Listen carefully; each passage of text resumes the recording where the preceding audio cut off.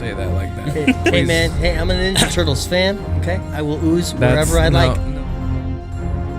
This one drink that's not even bad, you won't drink, and I'm confused. I am in anger. Good for you guys. I don't watch a lot of movies. I go outside. Okay?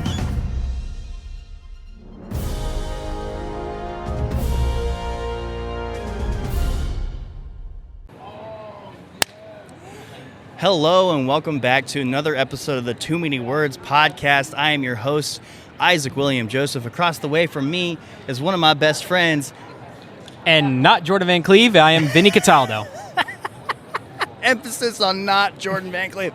Oh, that's awesome. We are obviously not in the normal loser living room in which we normally record. We are here at Twin Cities Con. This is our favorite con of the year. Minneapolis, Minnesota. St. Paul. Minnesota! Yeah, the Twins, you know. Okay, I love that. I love that. But say, Vinny, this is your first Twin Cities Con. Yes, it is.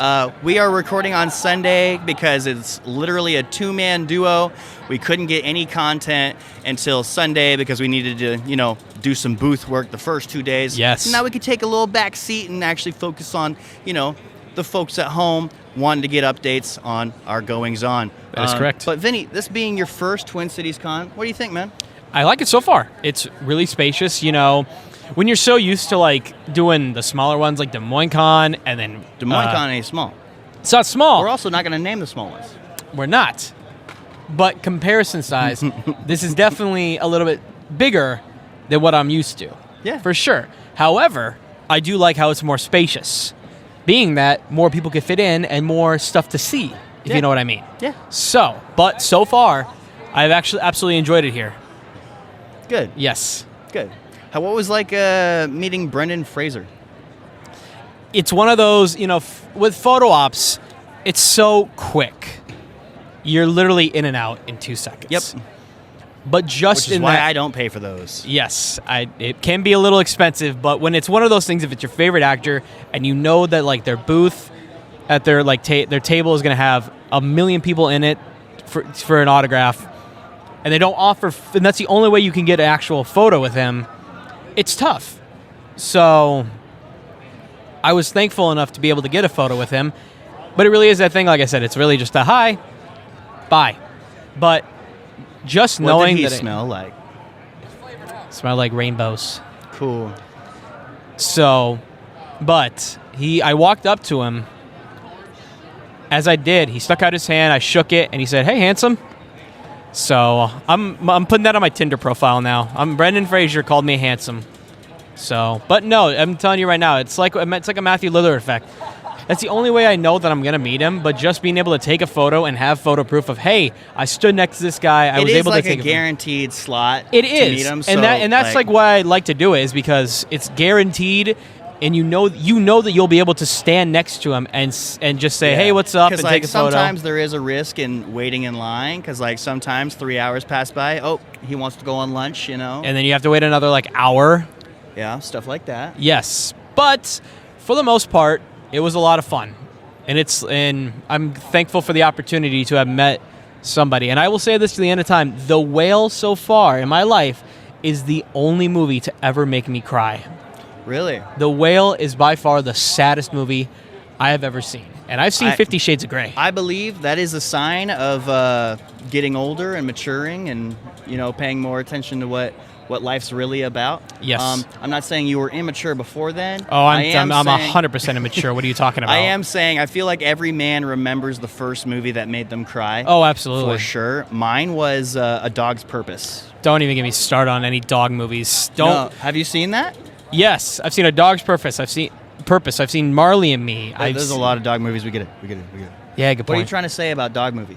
That every dog movie has the dog start out as a puppy or kind of in that phase of an older dog, and at the end the dog dies. Look at I Am Legend. Okay. Anyways, I haven't even seen A Dog's Purpose from start to end. I was actually 16 years old. I was getting ready for work. So 2 years ago. Yeah. I was getting ready for work, right? I'm also 26. Don't let this man make you think that I'm 18. I was getting ready for work. My sister was watching A Dog's Purpose. And so I'm in and out of the living room seeing bits and pieces of this movie, right? And I actually saw the exact points that I needed to for me to get the payoff that made me cry. Yes. And it wasn't the dog dying. It wasn't. I didn't even know that the dog died. Thanks for spoiling the movie for me. Anyways. Like were you actually gonna probably finish it? I don't know. See, I don't know. I just spoiled it for all the viewers at I mean, home. you kind Sorry. of just figure that most dog movies end up like that, right? Yeah. But the whole purpose of A Dog's Purpose is the whole idea of the reincarnation of living as a new dog in a different life and stuff Right. like that. What made me cry was actually tears of joy. Oh, Yeah, where he gets reunited with the first kid at the beginning of the movie. oh, thanks for spoiling. I haven't seen it. You haven't seen it? No, You were talking ish about A Dog's Purpose. I just asked you if you've seen it.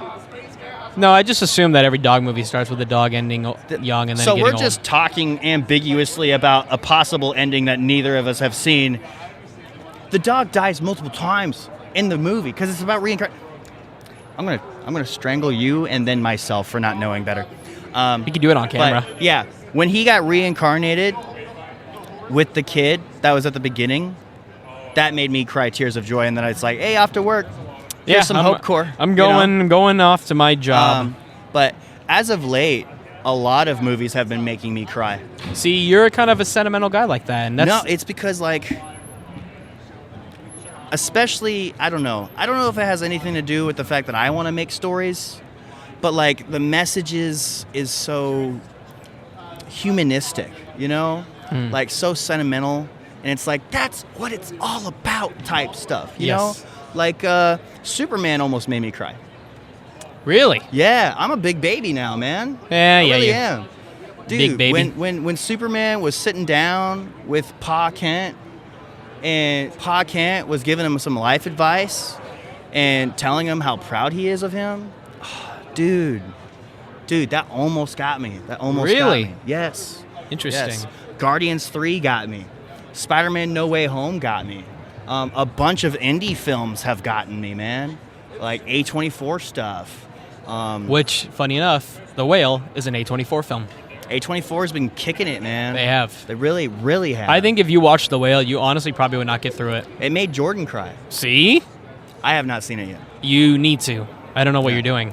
But I do like that Brendan Fraser is doing a lot of Hope Core in his career, because that's basically his brand now. Well, He it's comes funny back because he's got after- this he had the whole bounce back with The Whale. Yeah. And now he's jumping back into Yeah, everything. Everybody is so happy for him. Because he had that whole stint from I can't remember when it was, but I think it was 2016 maybe to 2022. It almost just seemed like he didn't do much. Yeah. So now, and then Darren Aronofsky he gave got, him shunned or something. yeah, and then Darren Aronofsky gave him that opportunity with The Whale, and it really revamped his career. And that's what's so amazing about it is that now he's doing all this amazing stuff again, thanks to Darren Aronofsky giving him Well, that chance. I feel like it was a avalanche, Yeah, snowball effect kind of thing. Because I feel like at a certain point in time, the internet became self-aware, and I think they had eventually came to this conclusion that we had wronged Brendan Fraser ultimately. yeah, And I think with that might have been part of it as well. Mhm. And I'm glad, it's kind of like Twin Cities Con is almost like a celebratory lap for returning actors who were wrongly judged. Because last year, who was the headliner?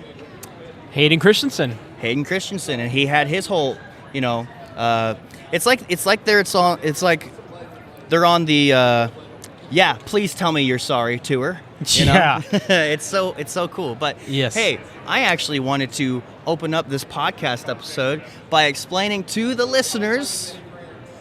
Vinny has a one good question set up with Mark Summers. Are you excited?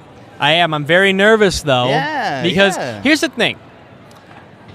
I've done a few big cons with one good question, but it's one of those things where like you're nervous because Mark Summers was a essential part of my childhood. Tell me why. I grew up with a lot of the old Nickelodeon game shows. Legends Yeah. of the Hidden Temple, which, funny enough, Kirk Fogg is also here, who was the host of Legends of the Hidden Temple. Yeah. But what makes Mark Summers so big in your life? In my life, because like I said, I grew up with the old Nickelodeon. I watched it religiously as a kid. I always made sure. What was your favorite episode? Well, I mean, it's a game show. It's not like it's the same kind of episode. Yeah, what was your favorite team? It's a game show. Yeah. And it's like the same games every single time. Yeah, is that what Kirk Fogg's going to tell you when you ask him what his favorite team was? I mean, being a host on the show is a lot more different than being a viewer because Yeah. the host can see there's a lot more behind the scenes stuff that never came out of like, oh, like, you know, we used to do this behind the scenes and this and that. Nothing Yeah. like bad, but like, you know, like there'd be stuff that like nobody really talks about that often, but that you would learn more about if you were actually like, if you meet them at like a convention. Like I found out from Kirk Fogg about how long filming would be. Because you always believe that with game shows, they film one episode and then it's like they film another episode and they try to like get like a season's worth in like a couple weeks. With Legends of the Hidden Temple, though, put the hand down. I'm still talking. Yeah, I'm just going to wait patiently. Okay. With Legends of the Hidden Temple, he told me that they would film 4 episodes in a single day. So it's like, it's insane to think about. Plus, you have kids on there who are like 11 to 14, and they're spending an entire day in one studio. Now they're old people. Crazy. Yes. But anyway, hand up. Please ask. Yeah. Are you calling on me now? I am. Can you say Isaac yes? Isaac, yes? Yay! Okay, so I know nothing about Mark Summers. Yes. Let's keep talking about him. Right. Get me up to speed about Mark Summers. Mark Summers was the host of the TV show Double Dare from 1986 to 1994. What is Double Dare about? Double Dare is a physical challenge game show. It starts with questions, and then it's a family. So it's 2 families. If they don't know the answer to the question, they could choose to pass. And then if that family doesn't know the answer, they could double pass. Is it Then- like Family Feud? No, it's more of like, I'm trying to think like what it could be. It's not like Family Feud. If you can't compare it to anything, it's all right. Yeah, but yeah. And then at the third point, they can either choose to take a physical challenge or answer the question. And if they complete the physical challenge, they get the points. yeah. So basically, it's like a physical challenge game show. And then at the end, they would have a giant obstacle course that they could run through to get the flag and to win the prize. And most of the time in the 90s from Nickelodeon, the prizes were like a bunch of like, you know, like DVDs and like robotic stuff. And then the big prize was a trip to somewhere. It could be to Space Camp, could be to the Bahamas, could be to Disney World, could be to Universal Studios. Sick. So really, it was like a lot of it was a physical challenge game show. That's how I really can describe it. There was a lot of more like physical obstacles and like things that like you had to like put your body into. Yeah. So that's how I would describe Double Dare. Okay. So, let's talk about it with this little information that I have. Vinny is struggling to figure out a question for Mark Summers. So, with what I've learned, you know, I feel like, what have we talked about? What makes a good question? I think what makes a good question is like something that they really have to think about. Like one of those that like you ask them and they're like, "Ooh, that's a good one." And something that like can maybe like dive deep into, you know, a history of a TV show or something like that, or like a game show, like something like, you know, do you think was the most physically challenging obstacle that you saw people go through, like in the show? Like what was like it was the most difficult obstacle course? I feel like I have my own personal rules. Some of them are more mainstream rules. Some of them are more my own rules when it comes to what makes a good question. Rule number 1, can't be a yes or no question. And if it is a yes or no question, ask why or why not, right? Yes. Right?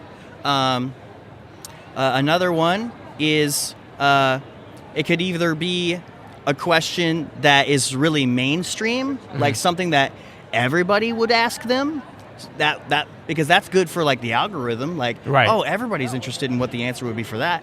But maybe like a guy with Mark Summers, you would ask a more deep cut question. That one's more for the fans of people like Mark Summers. You know, it's Yes. like, oh, that's a good question. I wonder what he has to say about this because he hasn't said that for an answer anywhere. Because like I love asking the questions that they don't really get all that often. You know, Yes. It happened with Hornswoggle. It happened with Lou Diamond Phillips. You know, Yes. And I'm really proud when we ask questions that aren't, you know, the cliche. You like know? what? Like asking like a creator, what are your favorite episodes? Yeah. Or asking like a voice actor, hey, what's like your favorite role you've ever done? Yeah, like or that. Or asking a pro wrestler, hey, who's your favorite wrestler? You know? Yeah, like those kind of questions. So Basic you want to stuff. you want to go more like deep cut. So they actually do have that like thing of like, oh, man, I got to really think about this one because that's a good question. Yeah. Something that like they have not thought about in a while. Because like if they go to like conventions and stuff, they probably get asked those like, oh, what's your favorite episode and this and that.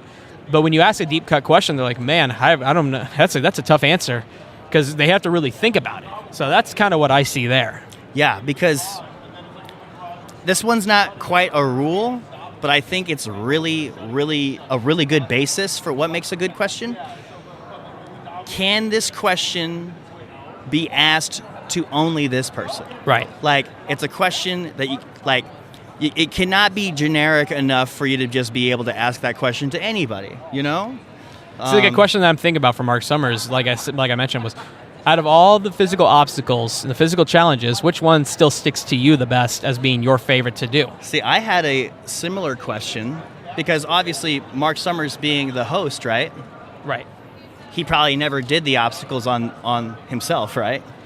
Yes. I'm curious on if he's ever done the obstacle just for the fun of it, and Yes. you know why or why not. You Right. know? You know, that might be a good question. What do you think? Could be. It's up there. Yeah. We both have good questions right now, so that's cool. What was yours again? I forget. Um, I know you just said it. What was the most notorious physical challenge that you can remember out of all of them that you still look at and like you know, people probably didn't make it through and they lost and like they had it like on multiple episodes and people just couldn't get through it and that kind of stuff. So, Vinny, you know I love you, right? Here we go. No. Listen. Do you know that I love you? Sometimes. Yep. And that's why I'm constantly telling you the things that you don't like hearing, Yes. right? It sounds like you need to refurbish that question a little bit, you know?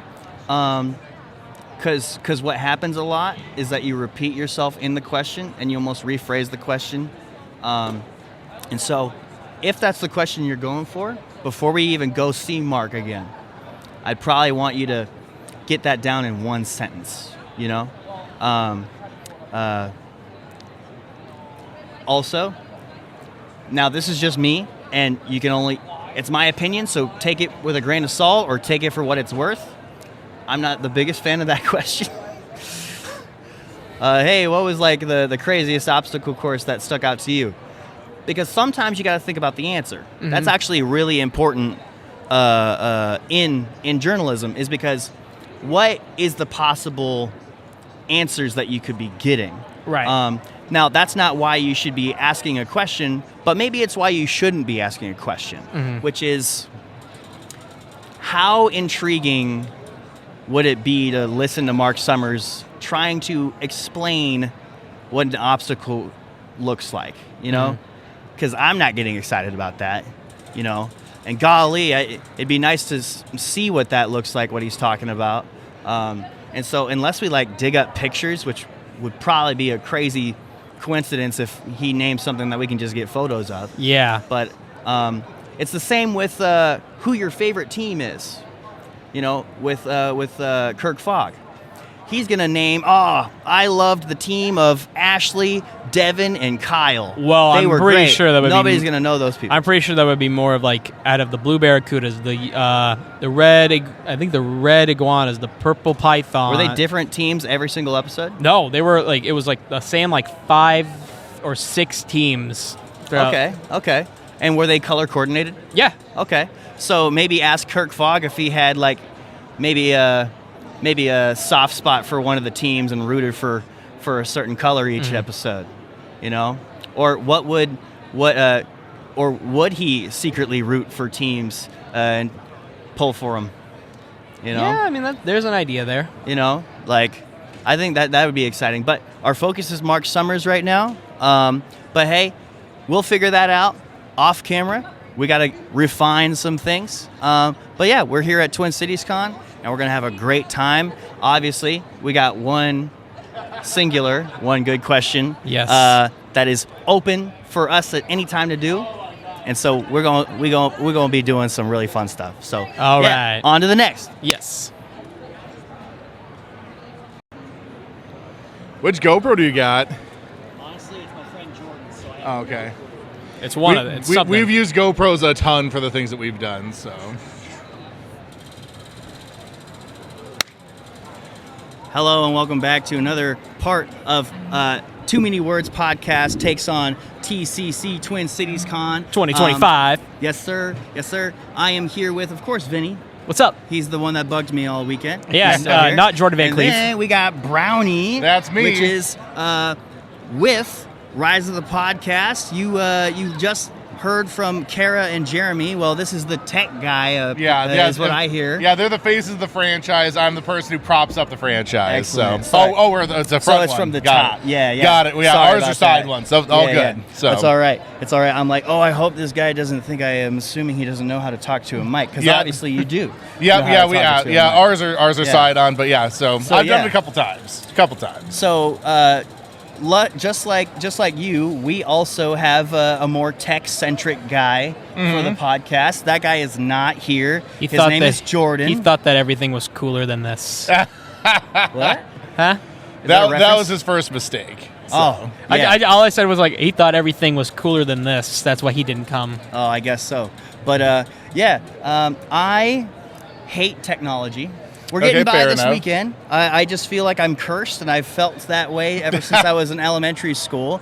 But what makes you fascinated with all the ins and outs of that? Well, so the central ethos to the way that we try to approach entertaining and engaging people is not giving them any sense of expectation, like just coming in, it's like, oh, this is a podcast, and then just blowing the doors so far off of what they thought they were walking into that they just end up becoming stunned and have to stay and see what's happening next. So when we first started, we were like, well, we'll just do like a multi-cam setup. A lot of times when you see a podcast, it's like, okay, single camera, so you can sort of see what's going on. Yeah. And we're like, well, we want to deliver, let's give them some close-ups, right? And then it sort of evolved from there where it's like, it's kind of annoying dealing with 3 individual cameras that way. Is there a way you can sort of automate this a little bit? So we started integrating more technology That's into so like cool. automatic switching. It's not necessarily automatic, but I push button switching instead of me having to edit it later. Mm-hmm. And then we kept on adding more and more efficiencies to the point where it's like, we're basically doing everything that a live stream person would do without actually hitting go live. So we decided, okay, we're going to integrate this technology, we'll go live. Well, now when we have live interactions, now you can set up like automatic triggers for things to happen and all these other things. So it was kind of born out of this idea of like, what can we utilize to capture people's attention and give them an experience where they're like, oh, I'm going to check this thing out, and then be like, whoa, this is such a chaotic, what could this why are they even doing this, right? And like, and that's the reaction that we try to evoke, and utilizing technology to do that. Like, an example of technology is I'm using a virtual MIDI controller to translate signals from a streamer bot software to automatically fire a fog machine, right? Okay. So like the fog machine's G sharp, in case you're curious. That's the note that plays on the MIDI controller to make it happen. Like finding these crazy technology interactions to make it so that I can still engage in the conversation with people, but still provide all this crazy bonus like spectacle value on top of it. Yeah. So that's the thing that I like most about utilizing technology in the realm that we're operating in. That's really awesome, man. See, a lot of that sounds overwhelming to me, but I know that's a step in the right direction, because me and my homie, we've talked about, do we have buttons to could we introduce buttons to trigger which camera is Yes. on, and all that stuff. Would it be wrong to ask if I could probably get like a tech list from you guys? Oh, for sure. Yes. I will say, when you talk about overwhelming, when you see what we do, it's going to be like, do you guys swear on your podcast? Is that okay? Yeah, you can swear. Okay, you're going to be like, what the fuck is wrong with these people? Because it is the most horrible nest of everything that we put together. But we built it one thing at a time. Oh yeah, that's how Right? it goes. And so like when you look at it from the top down, you're like, this is madness. Yeah. But when you look at the underlying, like, okay, they went from this step to this step to this step, Yeah. you can see how it progresses. Like, one of the things that I try to, every week I try to find some extra thing. Okay. It might not ever get used but a couple times a year, but when it does use and it hits, it's so satisfying. Like, so, I'm sure there's a payoff. yeah, for example, I have some automations built when we do games and stuff like that. If somebody says, I think they're cheating, our chat bot automatically picks that up and then accuses them of something else, right? Very rarely happens. When it happens, they automatically are getting roasted back. Like, that's an exchange that is so totally worth it. And it's just born out of somebody randomly said, one time it's like, hey, if somebody accuses you of cheating, it'd be fun as whatever happened. It's like, I can make that happen. A little bit of that, right? So it's one step at a time, but I'm more than happy to share like the stuff that we're utilizing for it. Yeah, I guess I'm most curious about. I was just pointing, for those of you who can't see, we have a webcam set up on top of our TV, so that's what we use to do the podcast stream. It's called a PTZ webcam, so it has pan, tilt, zoom. And then it's just controlled. I have that little stream deck off to the side so I can like manually adjust it if I need to. There's preset positions. So we only use 2 cameras to get like 12 different angles of the show. Yeah. Right? So it's like really condensing down the amount of technology we need to most effectively utilize it. Right? Put So it like all we in the got wide, software. mediums, close. Yeah, it's all running software side. That's awesome. That man. is amazing. That's honestly cool. Because like I do love Jordan, but he gives me a lot of pushback because he's like, it sounds like a lot of work, and I'm like, Everything we've built is because I am lazy. Okay. I don't It sounds like a lot of work. Yeah, because it is. It's called work. Yeah, It's like you do gotta- the work. You do the work once, and then you get to have fun for free after. Yeah. That's the ethos. Yeah, here. it's like you gotta get over that hump, and then it's just coasting. Yeah. With See, that, that's like, in my opinion, that's like cooking, because you spend all that time and then you make that good food, and then it's like, oh crap, I gotta clean all the pots and pans and stuff. Yep. And it's just a whole, like, you do all that, you do all the work, you get like your fun time for like a few hours, and it's like, and then we gotta clean up everything, and that takes even more work, and Yep. it's like, man. I have no clue what your analogy means, but I mean, I do hate cleaning this up. It's like conventions and stuff. Like we set everything up. We have 3 days of fun. We got to tear it all down again. And we're tired from the I week. mean, there's and- also that. Yeah, for sure. So, I will yeah. say that we've been doing our show for 6 years. Yeah. And the only reason that we've gone that long is because we've looked for these efficiencies, and we call it. Are you guys fans of Adam Savage at all? Oh, I love him. Mythbusters is an amazing show. So he has this. The words escaping me, like this paradigm for his shop called First Order Retrievability. If he can't just go to a thing and get it without having to dig through a bunch of things, it's not something that's like working for him in the space that he's operating. They need to in. bring him here next year. That for- would be for Twin incredible. Cities Con. I would love. He does come in. A year ago, I was in Kansas City for Planet Comic Con. He was there. His Yeah. booth was packed. No, he is. If I had like the question of like a celebrity that you'd love to like have dinner with, it would be Adam Savage. Yeah. But yeah, in the his same way, theory, yeah. So we First Order Retrievability is basically like ease of access to the tool you need to do the job. So for the podcast, we try to make it as turnkey as possible. Everything's always set up. We have a set made for it. Everything, like the computer that we have that's doing the live stream right now, that computer is the one that plugs in and actually runs the show back at home base, right? So I don't need to come up with new keys. I don't have to do anything new. We're just moving it to a different spot, right? I'm unplugging some cables, plugging different cables into it. Yeah. So it takes all that friction away from the process where like we're going to live stream at 7 o'clock, right? Okay, well, let's do the pre-stream at 6:45. If you get there at 6:40, we just got to turn everything on and we can go. We don't need to putz around for 3 hours beforehand like we used to, getting everything set up, getting everything torn down. It's all just there and doing it. So and I know that's a luxury that we have. I know that a lot of people are utilizing the space that they have available to them. But if you have it in your home footprint budget to be like, okay, this 40 square feet is going to be where I do my podcasting, right? And just being able to leave this stuff set up, clearing that hurdle is so much easier. Ours has changed a lot over the 3 years, and I wish I could say it only gets better. But yeah, right now we've hit a low point in where we can do it. We're doing it in our living room. For a while we had, this is going to sound very stereotypical, we had my mom's basement for a little bit.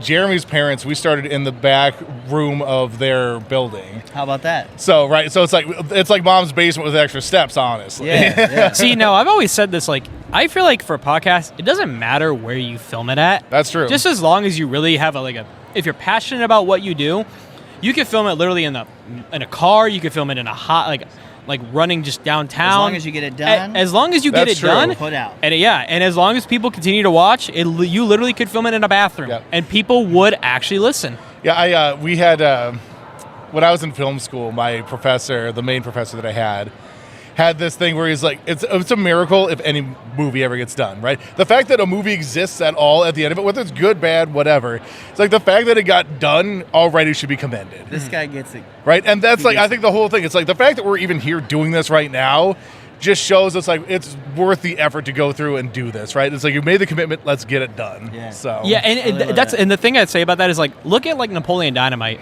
Is there even a plot to Napoleon Dynamite? I really feel like there isn't. It was made on a budget of like $400,000 by two Mormons, and look at what it has accomplished. It's Yeah. been like the biggest I've cult seen like classic a movie. half dozen Napoleons this week. Yeah, Right? that's what I'm saying is like how amazing is a movie with such a small budget, literally just made by two like starting out filmmakers, Yeah. became one of the most cult classic movies of all time. Yeah, no, definitely, and I think that just shows like they had an idea that they believed in, and they did the work that needed to be done to make it happen. Right. And it's like a movie with no plot turns out to be that amazing. That's what's so cool. yeah. Sometimes you just need those intermingling vignettes of interestingness or whatever. Right. So. Definitely. Yeah, so, Brownie, I just got done talking to Jeremy and Kara, and they talked about the joke that nobody hates Star Wars fans as much as Star Wars fans. Yeah, nobody hates Star Wars as much as Star Wars Oh, fans. okay, Yeah. okay. Really? Yeah, so the joke being that like Star Wars is up on this pedestal basically, right? Like there's people that like there's whatever amount of it that people engage with that like brings them joy, it's way up here in the stratosphere. And there's what comes with that is expectation. So every time something new comes out, it's like, is it living up to that peak? Is it going up there and giving me that feeling again? And throughout the course of the year, because Star Wars has been around for almost 50 years now, right? Mm-hmm. And what ends up happening is like there's fan theories, there's adaptations, there's headcanon, there's legends now, there's authorized expanded universe things. There's all this media out there, and everyone has a slightly different experience with it. Everyone has this sort of like curated, like, I like episode 4 or 5, 6 isn't as good, whatever. Like, they build this hierarchy in their brain of what Star Wars is to them, and it's not the same Star Wars for everybody. Everybody has their own kind of like interaction point with it. So when something new comes out, there's always going to be a backlash wave because it's not this exact curated experience that they've made for Star Wars for Yeah, themselves. Purists or something like that. Yeah, so we try to really make an earnest effort to appreciate the fact that people are still willing to make more Star Wars stuff for us, first of Yeah. all, right?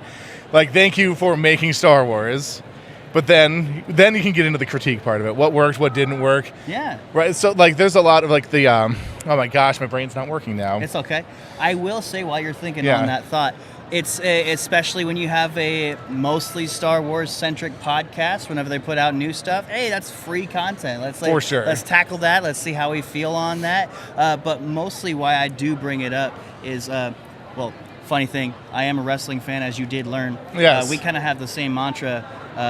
Nobody hates wrestling fans like other wrestling fans. I know you said Star Wars like wrestling fans, but Yeah. for us, it's particularly like wrestling fans versus wrestling fans. That's But really funny. It's funny because like it's probably like the same thing with Star Wars, but like when an outsider starts talking ish about that, yep. then we just band together and it's like, hey, bro, you don't even know what you're talking about. Stop being ignorant, you know? Exactly. Stuff like that. Exactly. But hey, Brownie, in your own words, how would you pitch Rise of the Podcast? All right, if I was going to picture, I've been doing this most of the weekend, so I think I've got it down. All right.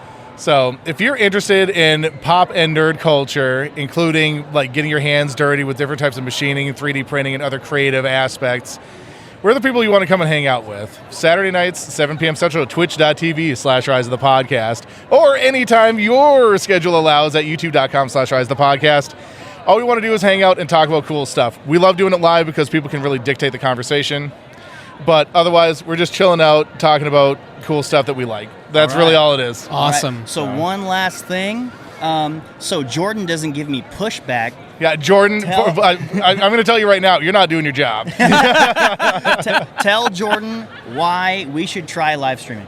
Right, you should try live streaming because it opens up an immediate source of response from people. If you're doing a bit that's working, it's going to pop off. If you're doing a bit that's like, oh, we're running this into the ground, people let you know it's like, okay, that's cut bait, let's move on to the next thing. The you'll learn through interacting with the people that are chatting with you what are the topics that are going to hit and what are the topics that are going to miss. And we have just as many of both, but the expertise comes in learning when it's actually going off. Yeah, refine what So- works. And then like it's the secondary thing, if I can elaborate a little bit more, Yes. is that like everybody has their own points of views. You guys have your group point of view. There's an entire world of points of view out there that can contribute and help really evolve a dialogue around the topics that you're looking to talk about. So I think it's all wins, personally. All right. Sweet. Thank Awesome. you, Brownie. Thank you have so a much. good rest of your I, con, I, I brother. love nothing more than standing here and talking about myself. So Let's get it. Cool. Hello and welcome back to Too Many Words at TCC. I am here with a tech guy and an alien. So, in short, I don't think I've formally met either of you guys. I've met Chris Brown. Yes, What is your name, sir? Jeremy. Jeremy. Yep. And Do you want my alien name or my human name? I'll take both. I am Hera, or Kara is my human name. Hera or Kara? Yeah. Okay, cool. So, this alien is it not? I suck at Star Wars. You're fine. So is this not an actual named character in the film? Since So she is in Rebels, and then she's also in the Ahsoka Disney show. okay, Yep.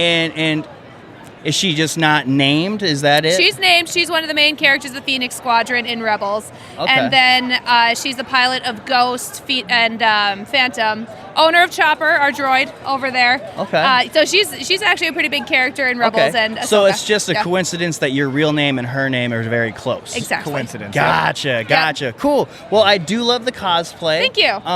You see, I don't know if I asked one of you guys or someone else.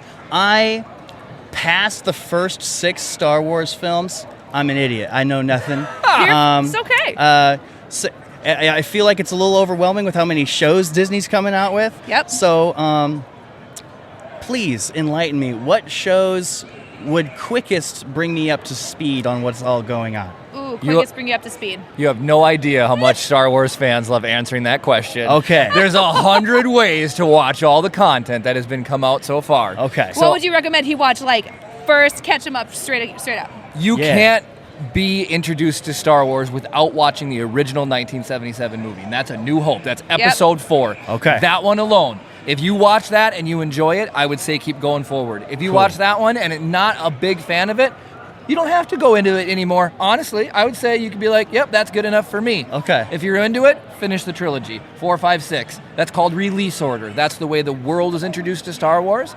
That's the way that I recommend getting introduced to Star Wars. Okay, Yep. release order. So Yep. the way Okay. that the shows came out and were represented to the world. If that's still your jam, then you go back and you watch 1, 2, 3. Okay. Now I can tell you have good taste. Okay. Because you're wearing a Raiders hat Yes. and a Jurassic Park vest. Yes, sir. So do you love Indiana Jones? I love Indiana Jones. I love Steven Spielberg primarily, and so I love Indiana Jones, and to me, anybody who loves Indiana Jones, I think will find some enjoyment out of Star Wars. Hell yeah. I really Yeah, think I you agree. will. I mean, if you go back and you watch Episode 4, Harrison Yeah. Ford, Indiana Jones, he's Han Solo. yes, he is. He Yes, is the main character. For and guess sure. what? He makes those movies. He Yeah, does. He makes those movies. The original movies, Mark Hamill is cool. Chewie is awesome. R2-D2 is incredible, but to me, Harrison Ford as Han Solo is just a standout in the original movie. All right, is he also your favorite character then? He is my favorite character in All Star right. How Wars, did you yeah. guess? Yeah. It was a close second. I have been asking people as they stop by our booth, if they go for something like candy, I'm like, hey, can I have this? I'm like, yes, but you have to answer a question. And I ask them what's their favorite Star Wars character. And everybody freezes because it's very hard to decide. There's a lot. There is a lot. It is very hard to decide. Like if I say, who's your favorite character in Indiana Jones? Indiana Jones. It'd probably Obviously. be Indy, right? You know? Yeah. Indy and the gang. Yeah, Come on. right, exactly. But with Star Wars, there's so many to pick. So yeah, Han Solo is my favorite, followed by a very close second with Obi-Wan, who you'll see as Alec Guinness in the original trilogy. And then if you go back, do you like Ewan McGregor at all? Yes. You big fan? Can you name like another movie you might like him in? Yeah, my dad and I, we have this this long tradition of loving big fish. oh, absolutely. Okay. Yeah. Have you Nice. seen The Island? No, I have not. You got to check out The Island too. I was gonna say you got to write all this down, but you can go back and check your footage. Yes. So I recommend The Island. That's a phenomenal movie by him. Big Fish is incredible. He's been in many wonderful shows, Yeah. and he portrays Obi-Wan in 1, 2, and 3. I'm so glad you know about Big Fish. I- Big Fish was that movie my dad showed me, and then like none of my friends ever heard of it, and it's like I gotta show them now, and it's like So funny thing, I'd never seen it, but for a while on our podcast, we would do a Kara movie review where I would have to catch up on all the movies I'd never seen. And Big Fish was actually one of the movies I watched. So I now officially have seen Big Fish. yeah. Sick. What you think? It was good. I liked it. All yeah, right. the guy who recommended it, he tends to not lead me astray when it comes to movies. He knows what I like. So Sick. yeah. Sick. So we've kind of mentioned it a couple times at this point. Reason why you guys are on is because you guys are our awesome neighbors at the Twin Cities Con. You guys are Rise of the Podcast. Yes. Please, in your own words, just tell us what you guys are all about besides the obvious. You know? Absolutely. I'm so glad you did this because we have a joke, okay? There's 2 jokes. Some people say no one hates Star Wars more than Star Wars fans. Okay, that's a joke, right? Because we That is always the complain joke. about any type of things that comes out. So we always say no one's worse at promoting Rise of the Podcast than Rise of the Podcast. We're not very good at promoting ourselves, but we are. We started with our love for Star Wars, and we were going to do just an audio podcast. And then my buddy Chris, who you mentioned earlier, Oh, yeah. he said if you're going to do the work of doing the audio, you might as well film it. So we started filming it, and we did that for a little over a year, probably about a year and a half. And we went to live stream during COVID. Yeah. And once we went live, we haven't looked back. It has been one of our favorite formats. It becomes so much more interactive. And so once the live stream took over, we have a general idea of what we'd like to talk about, Star Wars. Yep. But we love so much pop culture, hence all the references of the stuff you're wearing. Yep. Were you Casey Jones yesterday? I was Casey Yeah. Jones yesterday. So Casey Jones yesterday, right? TMNT, Secret. Like I love the old TMNT movies. So we end up encompassing all of that into our show. We built a chopper robot from Star Wars. Yeah, that's sick. And Kara has been doing cosplay forever. So we always like to sprinkle in a little bit of the things that we're doing with our side time on the show. Absolutely. But really, our fans end up driving it. It Oh, gets to be 100%. so outlandish. People always say, well, where can I listen to it? And we do put it out there on Spotify and Apple and stuff like that. YouTube. But the show is really best consumed in a live format because On Twitch, right? On Twitch, Yep. you get that ability to drive the show. It's very easy to derail us. Twitch does a really cool thing by letting, obviously chat's a thing, but people can do redeem. So by just simply watching at no cost, you earn like tangent crystals is what we call them. All right. And you can spend those tangent crystals to spin our wheel. We'll stop what we're doing, spin the wheel, which has all these fun things on it. Like I'll walk across a bed of Legos. We'll get shot by Nerf darts. It's absolute, seriously, pandemonium, So trying to listen to that is mind-blowing, but watching it's hilarious. Yeah, Yeah. Chris talks about how he's very apologetic for the listener-only crew. Correct. Oh yes, yeah. at the very end, every single time he's like, I must apologize. But people still listen, I guess. So it's pretty funny. But yeah, so and like Lord of the Rings is another big one that that we all love, and it ends up just being a goofy 90-minute show about all the things that are currently relevant going on in the pop culture world. Yeah. See, Lord of the Rings, another series. I've actually seen even less of Lord of the Rings. I have not seen as... Okay, besides like maybe a couple Hobbit movies. Okay. That was like during the time Don't- my mom would take us as a family for Christmas to see a Yeah. movie, and Yeah. that was like The Hobbit, Yeah. Never seen any Lord of the Rings. Don't judge Ever. the Lord of the Rings off of the Hobbit movies. Okay, The I got you. Lord of the Rings is fantastic. Oh my gosh, Peter Jackson, there we go. He's a horror director, right? Okay. And so I would say he does bring a touch of that into the Lord of the Rings. Okay. And it's not like horror, but he does phenomenal with all of the orcs, Uruk-hai, the Balrog, which is the demon of the underworld, the underworld and stuff like that. He is so good at what he does, and the movies, I watch them. I recommend watching them, not theater, extended version. Jeremy likes theater. So if you Nope. if you Like that 4.5 if you hour commit- Return of the King, right? bingo. Yeah.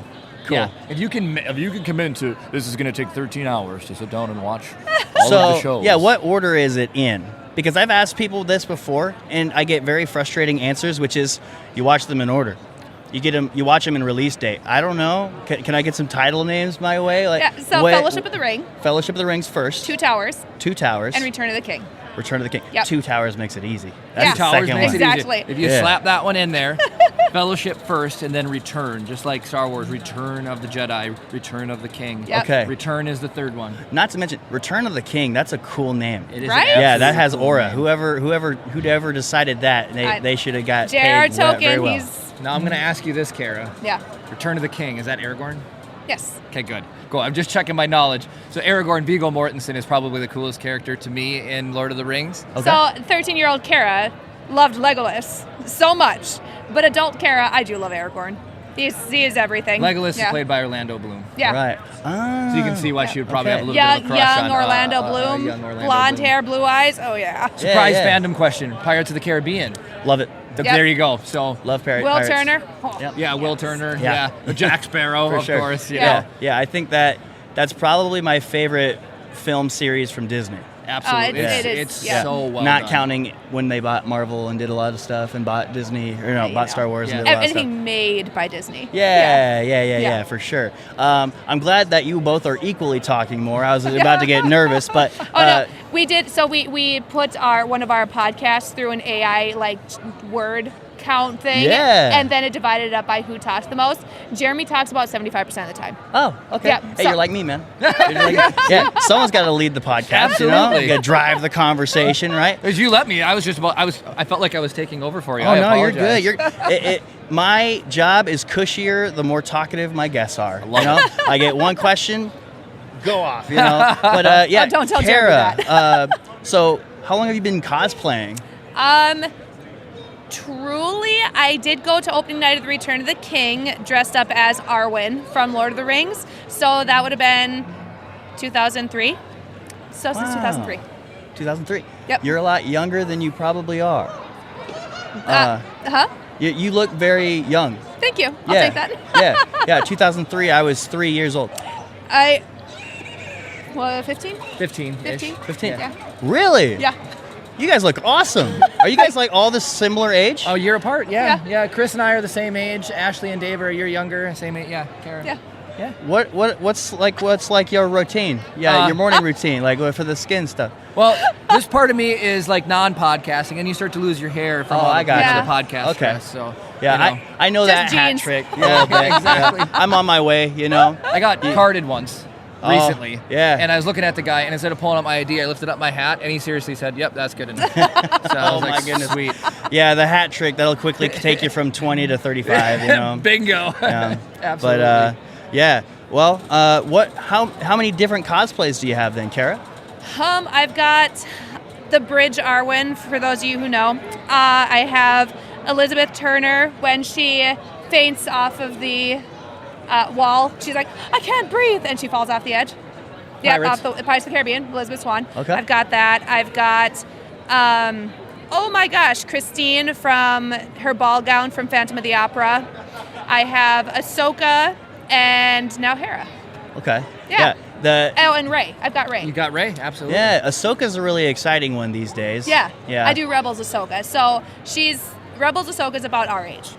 So I was like, that's the one I can pass off. it I was cannot only do 14-year-old Ahsoka. Made an appearance animated. I mean, really, all of them were Yeah. animated. Whether it would be Snips, which is the young one, Fulcrum, Well, and then you have the which is the Ahsoka show Rebels now. one. But Yeah, now we yeah. have the Ahsoka show with Rosario Dawson. Yeah. And cool. That's another popular one. Yeah. Also, sorry if I indirectly called you old or anything. No. You're fine. You're good. I think you're not old until you're legit like 70. Because I Yeah. know too many people doing cool things in their 60s Yeah. Oh, for yeah. them to really be I like, have oh. seen some old people through here cosplay, and I'm like, dang, Yeah, you get it, girl. People are fun. People are fun. Yeah. Do you guys have any questions before getting out of here? Well, we just really appreciate being invited onto your show. We Yeah. absolutely love it. 100%. This is Yeah, awesome. we love to. I mean, we don't have a crazy helpful spectrum, like a wide audience or Yeah. anything, but we got a very awesome small community. Hey, I That's love and what we we love. love to promote people and feel like we're helping people when we can. Same. So yeah, one last plug for what you guys are here for. Yeah. So we're Rise of the Podcast, Star Wars show. We've been doing it for 6 years. You can find us on Twitch, YouTube. You can listen anywhere podcasts are located. But yeah, we recommend come and visit us on Twitch as Rise of the Podcast. Yeah, Twitch is the Yeah. funnest for sure. We're All live right. every Saturday night at 7 Central to 8:30, and we try to cut it at 90 minutes. We go a little bit longer, but most of the time it's like we got family. We have a 4-year-old, so Yeah, it'd be like that sometimes. Yep, Yeah. it'd be Yeah. like that. Yeah. But hey, thanks, guys. Thank I'm probably you. going to get Brownie on here soon. Yeah. It's been a pleasure. Thank Have you a good so one. much. Thank you so too. much. Sweet. All right, we are here with a very awesome good guy, a friend of the podcast, a friend of the production company. I call him Joe Pro because it's fun to say, Joe Pro. The awesome author that is Joe Prozit. How you doing, brother? I'm doing great, man. Twin Cities Con is always one of my favorite shows of the year. Yeah. And it's just a pleasure being here and hanging out with friends and other authors and people like you guys. Oh, that feels just- good.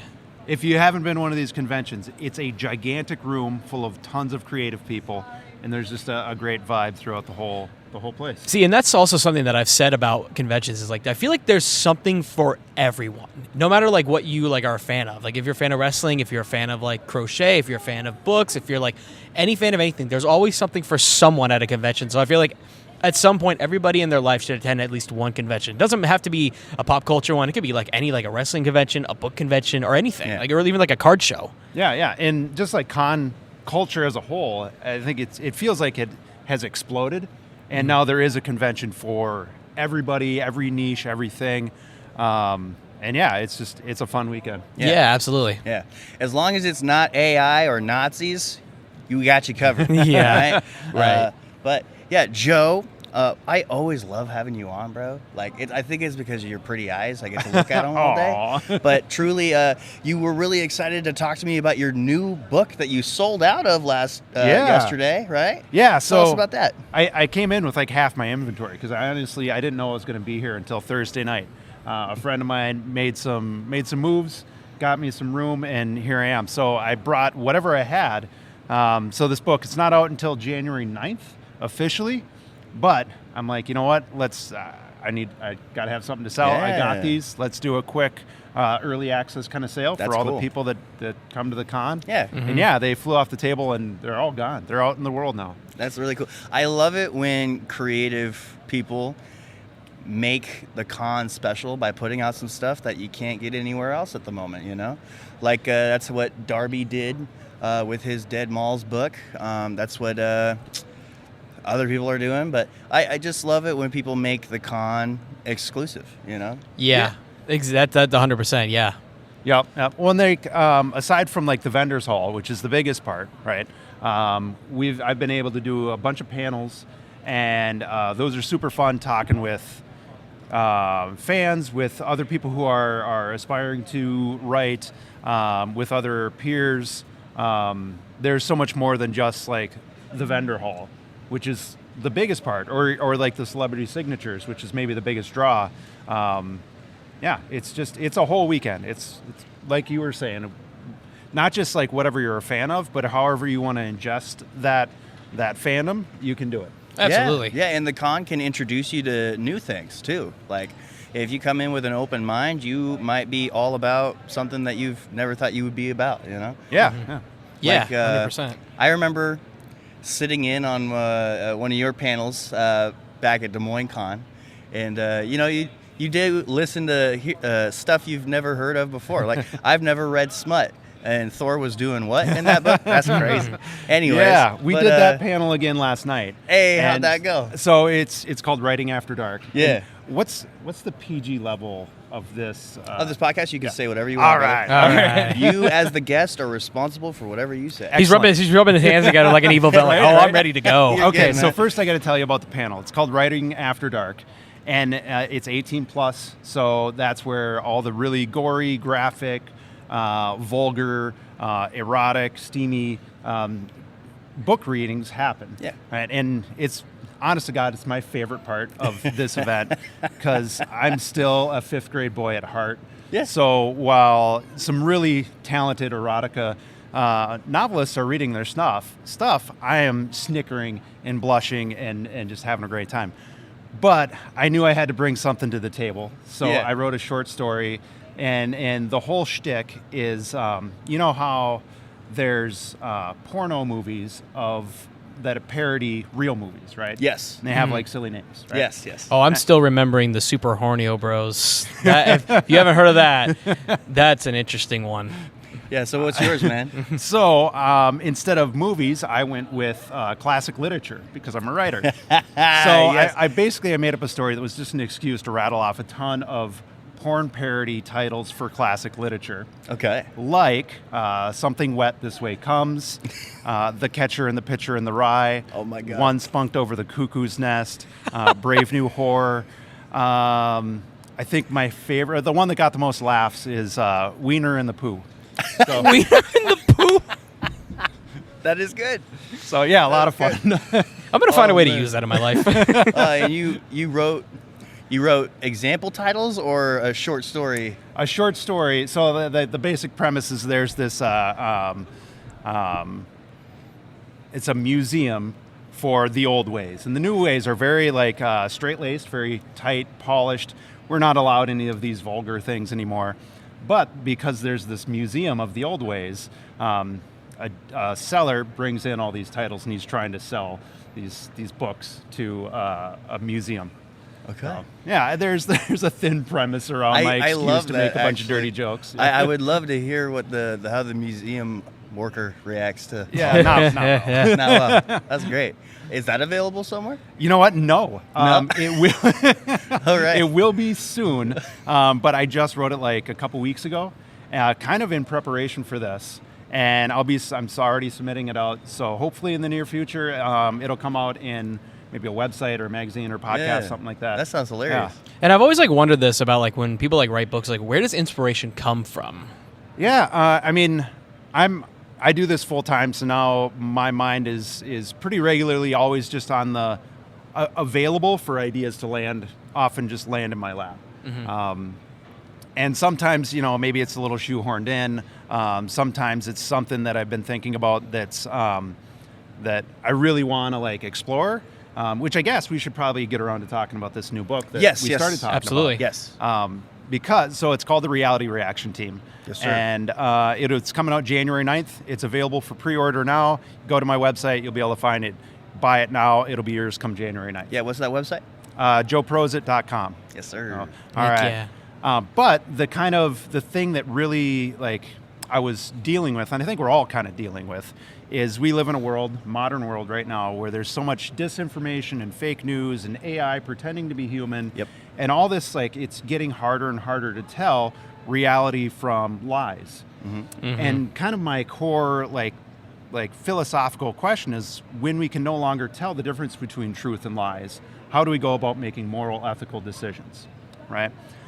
So as I was struggling with that, I developed this story that's part Men in Black, part Ghostbusters, part Everything Everywhere All at Once, The Matrix. okay. And I got to write this really trippy, far out there sci-fi book in the style of like a Philip K. Dick, while also like kind of exploring my own struggles with like how do we come together and kind of, is there objective truth? Can we ever find it? And if not, can we ever come to a consensus and find peace?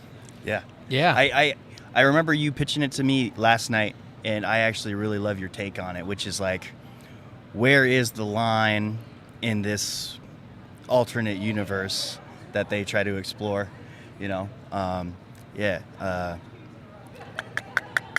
Sorry. How could you best synopsize, I guess, this book in like 2 sentences? Oh boy. I know that's really hard for me in my movies. I know. Yeah. So we got a pair of local losers. One is habitually hallucinating. The other is a college student. She's on the pursuit for objective truth. And he gets wrangled into this reality reaction team. And meanwhile, the richest people in the world are telling everybody that they need to go into medically induced comatose for 10 years so that we can repair all the global damage and the wars and the disease and finally come to peace. But, that takes a lot of trust, and trust kind of requires truth. Yeah. I think, it really hit me when you mentioned you have to believe that what they say is the truth is the actual truth. And Yeah, then it's like, where is that? you know? Yeah, and who can you trust, and who gives anyone the authority to say, like, this is reality, this is truth, versus, well, this is my take. Yeah, it really makes you think. Yeah. So, go on his website, look for the purple and yellow book, Okay, it's pretty awesome. What was it titled again? The Reality Reaction Team. The Reality Reaction Team. That's a Sold good name. out here That's a good name. at Twin Cities Con after just 2 days. Awesome, man. That's a sign of success. Hell yeah. All right. Yeah. Do you have anything else to say, or maybe Vinny, you got one last question? No, I mean, pretty much hearing about the book, hearing about because like I said, like when I hear about writers and like authors like drawing inspiration from places, I'm like, that's so cool because you don't really think about like how that could actually like translate into like an actual book story. Yeah. So I think that's pretty cool, like how this crazy world that we live in can actually make for a really, really awesome like book. Yeah, Joe might be just wired like that now. At Yeah. this point, you know? I mean, I love my job. Yeah. The cons, the books, this is great. Yeah. And you guys. Absolutely, I yeah. mean, for me, every once in a while, it's like, oh my gosh, what a movie idea, you know? Yeah. So, yeah, I get it. But hey, thanks for coming on once again, Yeah, Joe thank Pro. you, Isaac. We will always have Vinny? you on Yes, of whenever course. you want to be on, brother. Maybe For I'll sure. even interview you on my solo series and Yeah, that'd push be it very again cool. once this book comes out. Awesome. Thanks, guys. brother. Heck yeah, of course. Hello and welcome back to another episode. No. Another part of Yes. the Too Many Words podcast enters TCC, Twin Cities Con. 2025. Yes, sir. It's like adding the in Step Brothers when they're like prestige worldwide, wide. Prestige worldwide, wide. It's like adding that part in at the Yes, end. sir. Good job. Proud of you. So this is definitely one of the shortest con episodes that we've ever done. Well, we didn't do a walkthrough. That's why. We didn't do a con walk. We miss you, Marcellus. We didn't get to do content all throughout the weekend because we were low on bodies. We miss you, Jordan. There was nobody wanting to interact with us because we're not a really awesome, pretty face girl in cosplay. We miss you, Hope. Sorry, that was probably a little tad offensive, but I wanted to rope you in on that too. And also, come on, Nana. Yeah, Nana. What are you doing? You're retired. What's the deal? Come on. Are you kidding me? Everybody would have loved to see you here. Are you Yeah. kidding me? Yeah. We're looking at you, Nana. We love Anyways, you. I'm kidding. We do love you, though. We love all of you, but from a distance, literally. Yeah, from a distance. But, with us being a two-man team, it was just a shorter episode. But, just because it's not long like all the other con episodes does not mean it's any less quality. I mean, that might be debatable because we don't have Marcellus here. Yeah. Anyways, but, we are getting near the end. There's literally just an hour and a half of con left. How do you feel? I'm happy. Was this a win? This was a win. Do you think we you got had a better at lot- getting signups? Oh, absolutely. You sure? Yes. Absolutely. I think we did great. And there goes Dan Green walking right by. Oh, really? He literally just walked right by. Really? Okay, cool. He really like does her. have like wizard hair. Dude, he does, and but He honestly, looks like he could be a character it in looks Yu-Gi-Oh! Like, as is. awesome. I do like his hair. It is, and that's coming from some guy with long hair. It looks awesome. He is such a great guy. And if you haven't seen it yet, we did do a one good question with him. Go check it out on our socials. Yeah, honestly, yeah. Go look it up on Instagram, on YouTube.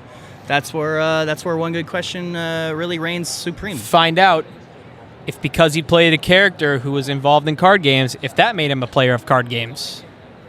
Yeah. But anyways, yeah. Yeah, Vinny. Other than meeting celebrities, Yes. what was your favorite part of the con?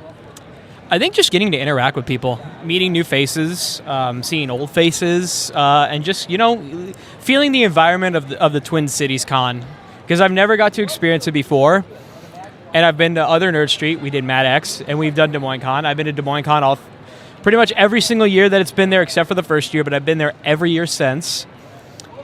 And now just being able to see a different environment with a bigger convention, because I'm used to the smaller ones. But then I've done the big ones like Planet Comic-Con, and this one is like Planet Comic-Con. It's big, and there's a lot to see here. So it's when you're so used to doing other cons, like in your like local town, now you're getting to branch out and see the other ones is amazing. Yeah. Yeah, I'm glad that you got to see the full scope of what a convention year looks like for Scald Stone Yes, Productions. because I was on for pretty much every con except for Des Moines Con, but since I've done it before, it's nothing. You got a changed. taste of everything. Yes, Yeah. of every Nerd Street con that is local in the Midwest. Yes, sir. But let's see. What are we forgetting? Do we think it's a good time to share everything we got? Yeah, All right, definitely. you go first because you got less than me. Hey, I do. So, we're going to start it out with, this is a figurine from the show Seinfeld of the Fusilli Jerry. Basically, this was a statue that Kramer made of Jerry. He made it out of pasta. He chose Fusilli because Jerry's silly. So, I think it's amazing. The statue's awesome. Give it to my dad. He's a ginormous Seinfeld fan. He is. So we got that. I got a pendant of life. If you've ever seen the show Legends of the Hidden Temple, they give these out to the contestants if they make it to the temple. A pendant of life grants them an extra life in the temple from a temple guard. And I was lucky enough to meet Kirk Fogg and have him sign the back of it. If you could see it, he signed it to Vinny, "You're a legend." So That should be good enough. it's a staple of my childhood, as many people would know. But I'm a As giant. many people would know. Everybody knows Vinny. They know that he loves this show. I grew up with Legends of the Hidden Temple, so like being able to meet the guy who made it, or like being able to meet the guy who was the host of it, and the voice of Olmec too, and we'll get to that in a second, is Will just yes, we will. Will we? We will. Just All right. give me time. Is something that is sticking with me throughout my entire life. So I think just getting a pendant of life too is so cool, because this was a staple of the show. I mean, it seems pretty significant. It is. So we did that, and then this morning I was lucky enough to meet the one and the only Brendan Fraser. Who's that? Brendan Fraser is a actor. I thought we already talked about. We did? Yeah. Oh, well, okay. But let's rehash because people probably might not have remembered. Brendan Fraser is a actor who has appeared in many, many films. His most notable being The Mummy and all the sequels. He was George in George of the Jungle. And most recently, he was involved in the critically acclaimed Darren Aronofsky A24 film, The Whale. And he's got a movie coming out. He does. Rental Family. Yes. Might come out the same weekend this episode comes out, actually. Yes. So go look out see for it. that. Brendan The Fraser is a 21st of great November. man, and he's a great actor as well. Yeah, if you didn't already know that. Yes. Okay, who's next? So, I also was lucky enough. You will be able to see this. Hopefully, by the time this episode comes out, it'll already have happened. But I also got to meet. That's on you. Yeah, true. I got to meet the legendary Mark Summers from Double Dare. It was a TV show on Nickelodeon. Yeah. He's known for Double Dare. He's also known for a few other ones. Most notably, the TV show Unwrapped, which apparently Jordan loves, because he was fortunate enough to help us out. So, but he is a very, very nice guy. I love learning about the behind the scenes of Double Dare. Yep. Yeah, that's all I can say about that. So, I mean, can we talk about the conversation we had with him in person? yeah. So we talked about You getting over your nervousness. yes. So, yeah. Why are you getting nervous as we are talking about this? I don't know. You're only talking to me, Vinny. but that's different. We're talking about a famous guy. Talking about a famous guy. Still, We're not talking to a famous guy. But we talked about just being confident in yourself. So, I think that's something I can take with me. Yeah, learn from it. Grow Yes. from it. Yes. Please change. Okay, I will. Thank you. So the next one I got to do is, I already showed you the pendant of life, but I actually got to first meet the legendary Kirk Fogg and D. Bradley Baker. Now, D. Bradley Baker has been known for many, many, many, many voiceover roles. Yeah? You might know him as Perch Perkins. If you listen to him talk normally, it's literally the Perch Perkins voice. Okay. He's known as Squilliam Fancy Son, Okay. Klaus Okay. on American Dad. Okay. Most notably, Perry the Platypus. Yeah, and he's just he's a number 4 on Codename Kids Next Door, Okay.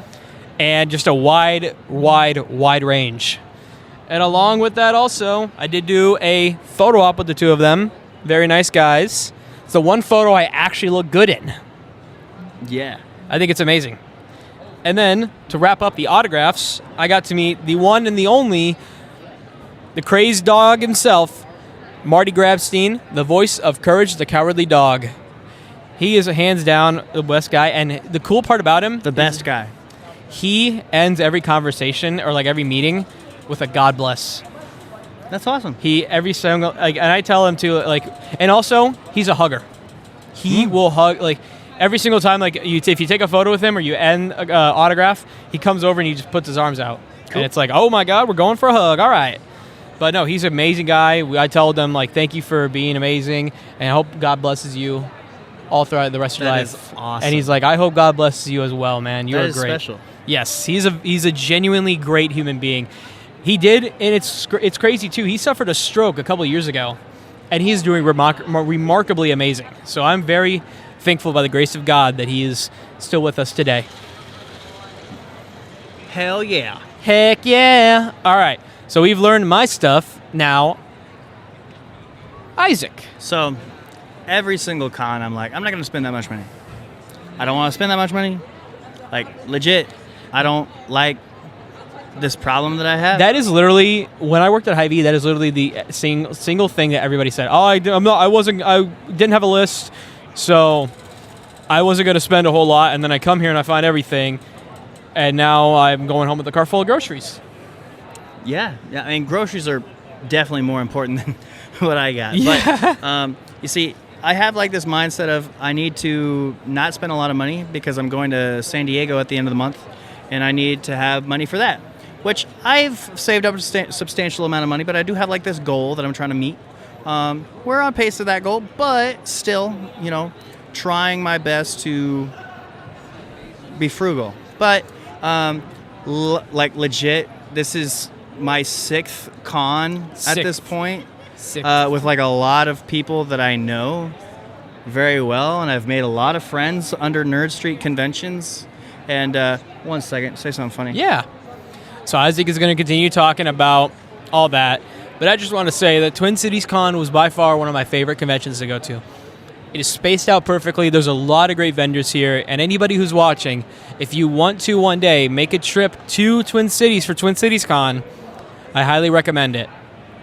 The town is amazing as well. There's a lot of great vendors here. Our neighbors, Rise of the Podcast, was amazing to have. Their table was full. They had an amazing screen that they had face filters of, and it was so much fun to see people doing that. And a lot of people came over to our table, and that was a lot of fun too. The celebrity area was amazing. They had many voice actors, most notably people like Dan Green, Sonny Strait, Eric Stewart. They had the cast of Haven, Eric Ballflower, Lucas Bryant, and I forgot what the female's name is. They had Buffy the Vampire Slayer. They had, as we mentioned, Kirk Fogg and Mark Summers from Nickelodeon TV shows, D. Bradley Baker. They had a cast of Phineas and Ferb, Vincent Martella, David Arrigo Jr., Allison Stoner, and D. Bradley Baker as well. They had the cast of The Mummy, which was huge. Kevin J. O'Connor, Odin Fair, of course, Brendan Fraser as well. So, yeah, overall, this con was amazing, and I'm genuinely thankful for the opportunity that Isaac gave me. You're so welcome. Thank you. Let's get into it, because I got to leave in about 10 minutes. I was going to say, you better hurry, because you got a lot of stuff. So we're going to start off. So the reason why I do spend all my money, it's not because I really have I do have a problem, but it's not oh, I have all this money, I'm going to spend it. No, it's not like that. I have so many friends that I want to support, and I meet so many new people that I want to support, and it kind of just adds up. But I will say, it's not like I spent too much money. I'll survive. I'll get to the next paycheck. I'll even have some savings to put aside. It's just I'm not really happy about how low the number is at this point. But let's kick things off with Darby Harn's Dead Malls tote bag. I already bought the Dead Malls book back in Des Moines Con. I already bought the bookmark that came with it. And so originally these came free with a $50 purchase, but she's like, $7, you can have it. Sick. Yeah. Because I need to put all my crap in this bag. I was gonna say you have all that stuff that you got will be able to fit in that bag, and that'll actually make it so much easier for you. So next is a book called The Anthology of the Damned, Twisted Yuletide. It's Christmas-themed horror stories, and the reason why I grabbed it is because not only is it in an anthology, but it's also an anthology of a bunch of guys that I know are authors. See, that actually works out so well for Like you. you got Justin Rose and Joe Prozit, and now I've met Christopher Schmitz, and he's a pretty fun, cool guy. And so there's all that. Where is it? Yeah. Boom, boom, boom. Da-na-na-na-na-na. And that is literally everybody I know that is involved in this book. But it's more people to learn about and more people to support and read from. So there's that. I'm gonna be putting this. I was gonna say all you this should put stuff slowly in this everything bag. in the bag at this point. Because it'll help tear down. Yeah, tear down is always the fun part about next is cons. like one of the funniest things I've ever purchased because it's a picture of Jordan. So I come across this one artist's booth, and he's a graphic design artist, and he drew a guy that just looks like Jordan. He's got longer hair than Jordan, but other than that, this is Jordan. Jordan, for the listeners at home, describe what this picture looks like, Vinny. This picture is literally like I have to first see it for me to be able to understand it. But this is literally what our friend looks like, and it's absolutely hilarious. I can't see it. It's a guy wearing a... You're so eloquent, Vinny. I'll tell him. You know what? You want me to hold it up while you Yes, explain please. it? I will go hold it up. You hold it up.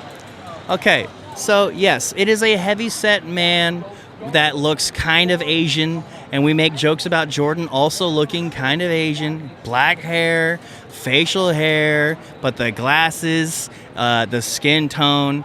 And you know what really put me over? It's not just any heavy-set man that has black hair. It's a heavy-set man with black hair wearing a Back to the Future t-shirt.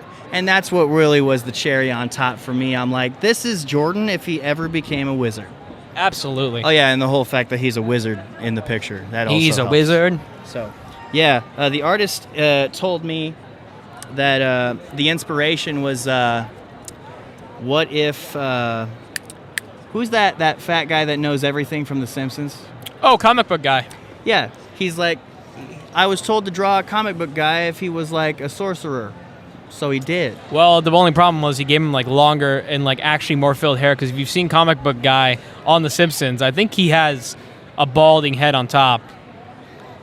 I don't know. Actually, I'm going to look that up because I don't want to like make assumptions right then and there that he's like that. So we got a lot of freebies from our awesome neighbors, Rise of the Podcast.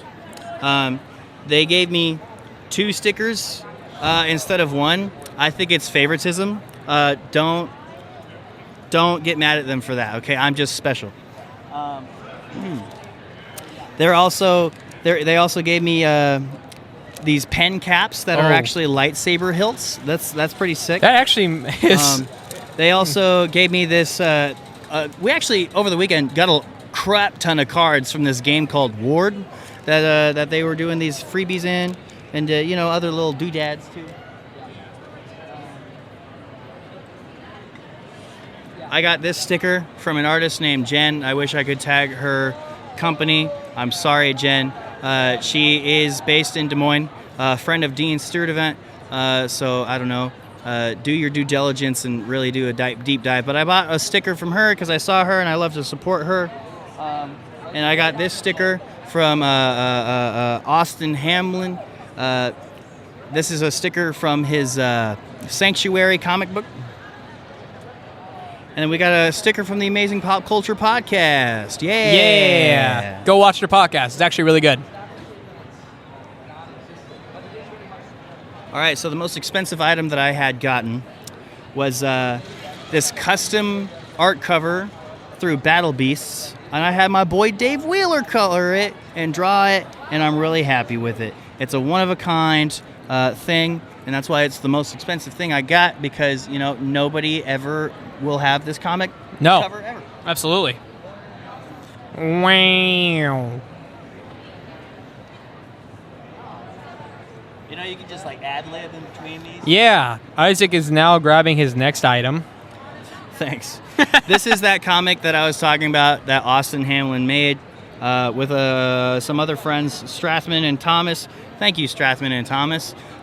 Austin's really like legit living a dream that I once had, which is like actually professionally making comic books. Maybe one day I'll get there, but you did a damn good job, Austin. Very cool. I'm looking forward to reading that one. To all the new subscribers who are watching this, we thank you so much for coming over to our booth and subscribing. If you did not win the t-shirt, we are sorry, but we are thankful for your support because you guys make this all possible. So we thank you so much. You don't make it possible, but you do help us stay motivated.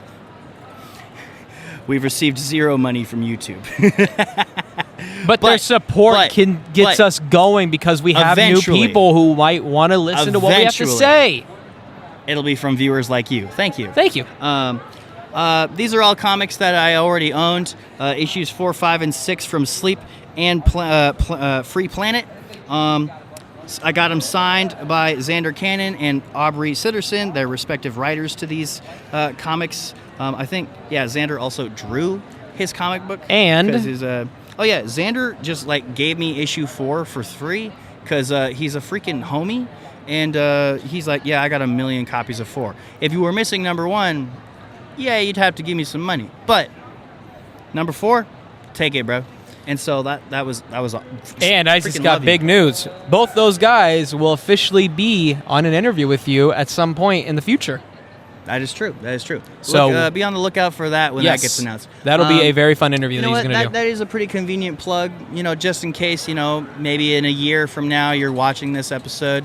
I'd be very impressed if you got this far on a random podcast episode from a year ago. But, I did land an interview with Aubrey and Xander. That's going to come out in, like, February. Yeah, but hey, at least it's on the table, and both those guys are amazing. We can't wait for you guys to see that interview. Also, Dave Wheeler and Samir Barrett, they finished the trilogy that is Thunder and Lightning Part 3. I'm really happy with it. And Wonder Boy and the Bolt, let's get it, bro. I've actually been so bad at reading that series. I haven't read a single page of it. But I'm going to get around to it. I promise, okay? I need to stop buying new things to read. At some point in your life, you'll get around to it. And I'll just, one day I'll just take a year off of doing anything with my life, and all I will do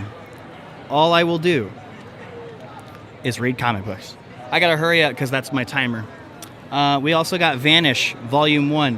What is Vanish? I forgot who I got this from. 1 second. The same guy who did the cover for The Last Wolverine, Twin Cities Con exclusive orange. That would be Ryan Stegman. That's right. Boom. Thank you, Ryan Stegman. I also got this independent comic from a guy that I met named Wesley. Wesley. He's cool. He makes independent comics too. He kicked my ass at Dylan's Drink and Draw. I hate you, but I love you. I got Champions from Dylan Jacobson. Champions was a story that he did a long time ago, but still holds a very special place in his heart. It's not typically the stuff that he does anymore, but I'm really happy to have it. Plus, glossy black on matte black is very sexy anywhere. You're doing very good at ad-libbing. You're just going fast, so I don't have to really do much. Plus, if I ad-lib, it's going to add time, so just continue. That's not the point of ad-libbing. Just continue. The very essence of ad-libbing is filling in the spot while we keep it going. You know, guys, let me just tell you a little bit about my life. No, that's not what ad-libbing... Oh, my God. You just stand there and look pretty as always, okay? He's getting mad at me because he's trying to hurry up, and he's getting mad because I'm not What kind of hair ad-libbing. product do you use? I don't use any product. The only product I use is hair dryer. You don't. Never mind. We're gonna get into that later. We got Family Tree. Ran into Phil Hester. Really cool guy. I like the darker stuff. He's like, this is as dark as it gets. I'm like, okay, cool. Yeah, Phil Hester is awesome, and his friend I got a free comic book from Aaron my homie, is great. Dylan, Warpath Dylan, and yeah, it looks like DC Comics and gay. Hell yeah. Yeah, that's the best way to describe that, and I love it. And then I got a free print From who? from Headlocked Comic. He said, "Hey, I didn't know that I packed this. Do you want it?" Hell yeah. So Why yeah. do Bray's pants look like they just were not colored in, and it's just... Honestly, that's a very good point. I actually love everything about that. It's like got contrast to it. I also got this poster. The Reality Reaction Team wants you. Yeah, he got that poster. Just like we both did, Yeah, actually. yeah, we So did. From who? we got that from the awesome Joe Prozit. And that's how you ad-lib.